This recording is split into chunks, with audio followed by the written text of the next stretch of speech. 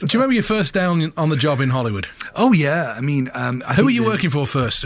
Well, originally, it was a sort of mixture between Sky and Fox. And, the biggest thing they said to me was they had this big screen in Times Square. Yeah. And as I'm walking out of Times Square Tube, I'm on this screen. And remember, I've never been to New York before, and you're seeing yourself saying, join me on Fox this time, da-da-da, and I'm thinking, wow.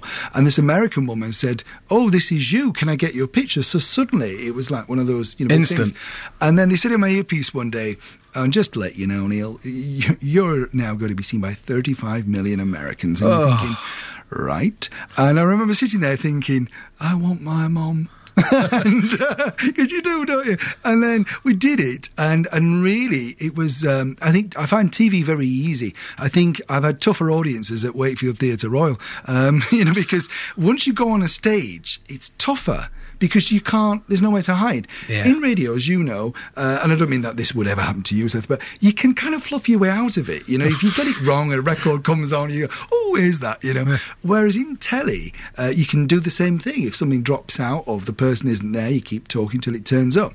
I think once the curtains go back and they play your intro music, there's no turning back. You are on your own. Yeah.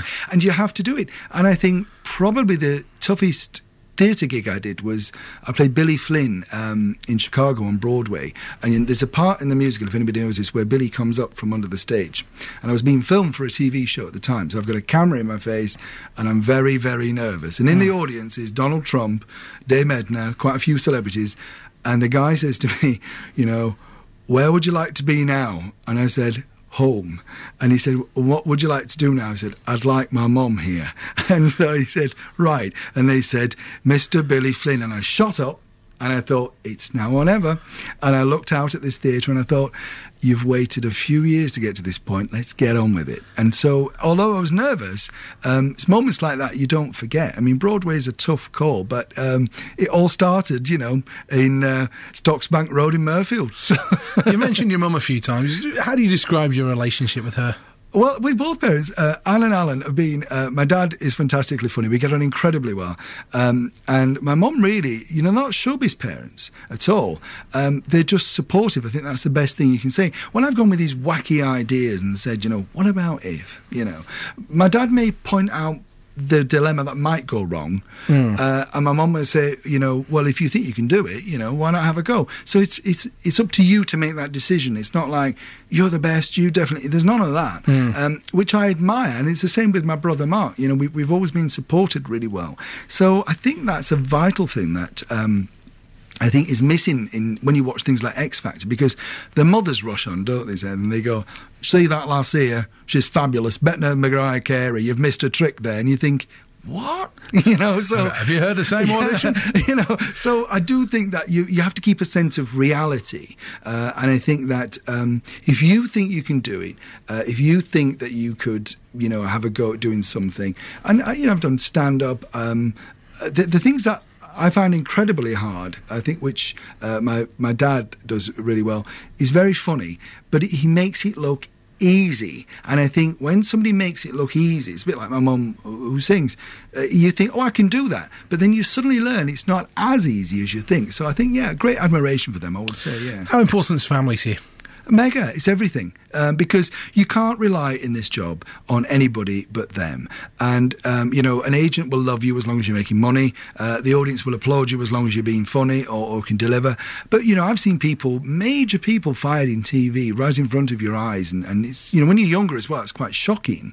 And I think that, you look at, say, I used to work with Eamon Holmes on Sky, and he's a lovely man, very supportive, and probably one of the gentlest giants, if you like, of TV, very, very sort of knows the job. But even he's precariously balanced, because someday somebody's going to walk in to Sky and think, we need somebody younger, slimmer, maybe with dark hair, and he's out. It doesn't matter how brilliant you are, and I think you should always know there's a time scale on that, and always have other things planned that you could do, whether you want to write or, like my latest DVD, Seth, that you're going to ask me about. Plug. But let me tell you about that, seriously. West End Starting Conversation, that came around by a fluke. We interviewed John Barrowman, and as you know, sometimes you don't get the luxury of this time with somebody. And on TV, you get maybe 2 minutes, 3 minutes. And they said to me, well, what do you do with the rest of the footage? And we originally used to offer it. So if you'd been on, we'd offer it to you as you know, maybe you want to put it on your website. Nothing happened.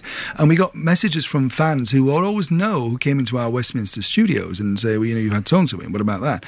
And so we did it and put it together because we wanted it for the fans. Now, we've been number one in the alternative DVD charts, literally, for the last 4 weeks. Nobody, we're in HMV and we're at Dress Circle. You can get it at info@dresscircle.co.uk. But we've got Elaine Page, John Barrowman, Jason Donovan, and Summer Strallen, all big West End names. And if you want an hour of just pure chat show entertainment, there's no clips, it's just them telling their life stories about like what you're doing today. It is interesting because, you know, even with John Barrowman, he had to make his own show reel. And that's why you were a good plugger, you see. You managed to find a way to get it in one way or another. Tell me about Barry Manilow and the Copacabana. I love Barry Manilow. I've interviewed him many times. I went for an audition for Copacabana. Not my best audition. Fell over the sort of seating. Left my mic on and said, who writes these songs anyway? They're not that great. And then he popped round the corner, so it wasn't the best line. What was the reaction?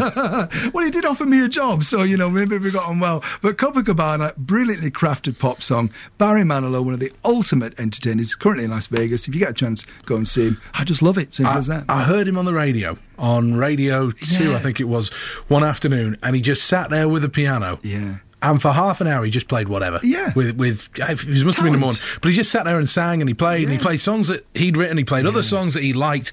Just brilliant. Neil Sean, of course, somebody that has interviewed, I think, just about every famous person. I wouldn't go that far, but yeah, you know, not far. Barack Obama, have you spoken to him ever? Do you know I have, actually? He came to our studio in Westminster just before he became president. We've got a lovely picture on the website if you want to have a look. And never be shy. No, he came, and it was so funny because, you know, even before the cheese, they have all these security. Yeah.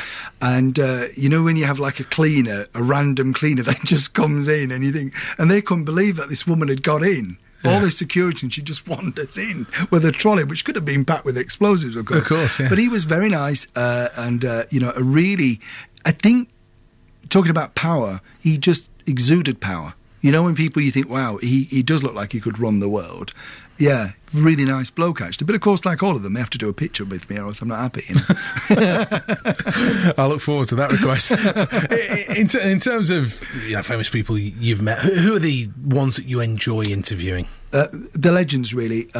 People like Tony Curtis, interviewed him many times. Got the very last interview, actually, with Tony Curtis. Mickey Rooney, Debbie Reynolds, Tony Bennett. They've got stories. You know, real stories. I mean, we did Debbie Reynolds a while ago, and I was a bit embarrassed by this, Seth, because we turn up, and as you know, everything's very compact now, cameras and everything like that. And we turned up at this beautiful suite in London to film her. And I saw her looking at the camera, and she couldn't quite believe that this tiny camera would give such a digital image, you know, so clear. And it struck me as the guy was setting it up that here's this woman who's been signed to MGM, been in Singing in the Rain, and you know, all these massive MGM sets, and suddenly it's reduced to this tiny, state-of-the-art nonetheless, but, you know, camera. And I thought, I wonder what she thinks to this. You know, what do they think at that level? Tony Bennett told me a fantastic story that when he was starting out in New York, he was on a radio show with Rosemary Clooney, which is George's aunt, and they had to perform 2 songs every hour for 8 hours live. And that's how he learnt his craft. So you've got to get good quick. Yeah, and he said, and the songwriters would come in with different songs during the day, and you'd go out in a room, learn it on a piano, and then go back and sing it. And I thought, yeah, but that's what makes you great, because you go on your adrenaline, you have to learn it quickly. You know, but I suppose my favourite story is Mickey Rooney. We were filming down in Westminster, and he asked if he could go out for an ice cream because his missus wouldn't let him. This is his 8th wife, by the way. And so I took him round the corner. Well, you never know what an ice cream leads to. And so I took him out to this ice cream parlour. And this girl behind the counter, I said, well, what do you want? You know, and he's looking round. She said, oh, is that your granddad? You're like, no, this is a legend, actually. You know, Mickey Rooney, you know. So there's people like him, or like, you know, J-Lo, Beyonce. I think Jennifer Lopez was great.